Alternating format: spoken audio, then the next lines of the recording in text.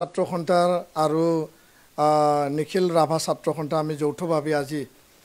ভালাপাৰা গাঁৱত যি গৰাকী দুৰ্ভগীয়া হিৰণময় খাকলাৰীক যাক বৰ্বৰভাৱে হত্যা কৰা হ'ল বা হানি খুচি ডেগাৰ আৰু জোং লাঠিৰে আক্ৰমণ কৰি পেলাই যোৱা 5 তাৰিখে যেতিয়া এই ঘটনাটো হৈছিল সেই খবৰ ল'ব যাওঁতে টাঙাবাৰী গাঁৱৰ এই যে ধন আলী তালুকদাৰ আৰু বাহাৰ আলী আৰু ৰহমান আলী তেওঁলোকে 3 তাৰিখে যে ইয়াত দুধনৈত যে বিহু চাব অহা দুগৰাকী যে কণমানিক তেখেতসকলক মানে ধৰ্ষণ কৰা হৈছিল আৰু এই ধৰ্ষণ কাণ্ডৰ পিছত 5 তাৰিখে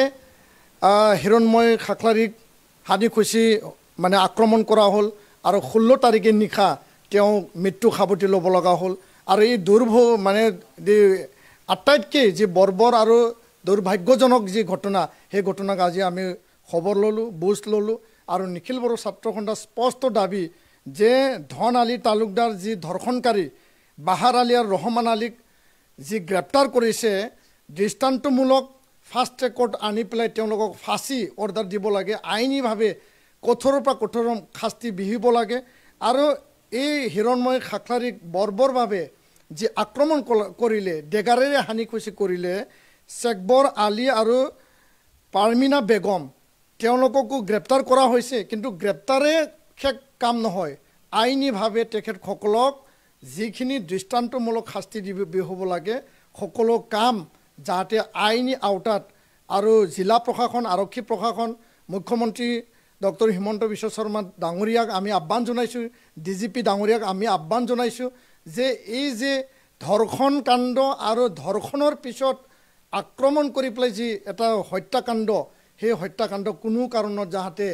মানে দোষী যাতে সাৰি নাযায় আৰু ইয়াৰ কাৰণে আমি চিধাচিধিকৈ কৈছোঁ যে বাংলাদেশী চিন্তাৰ মানুহবিলাকহে তেনেকুৱা কাম কৰিব পাৰে আৰু ইয়াৰ কাৰণে সেই যি মানে যি কাণ্ড সেই পৰিয়ালটো সকলো লোক জড়িত হৈ আছে আৰু সেই পৰিয়ালটোৱে ঘৰতে হানি খুচি ডেগাৰেৰে মাৰি হত্যা কৰা হৈছিল ইয়াৰ কাৰণে কঠোৰৰ পৰা কঠোৰ ব্যৱস্থা ল'ব লাগে আৰু আহি থকা সময়ত নিখিল বড়ো ছাত্ৰ সন্থা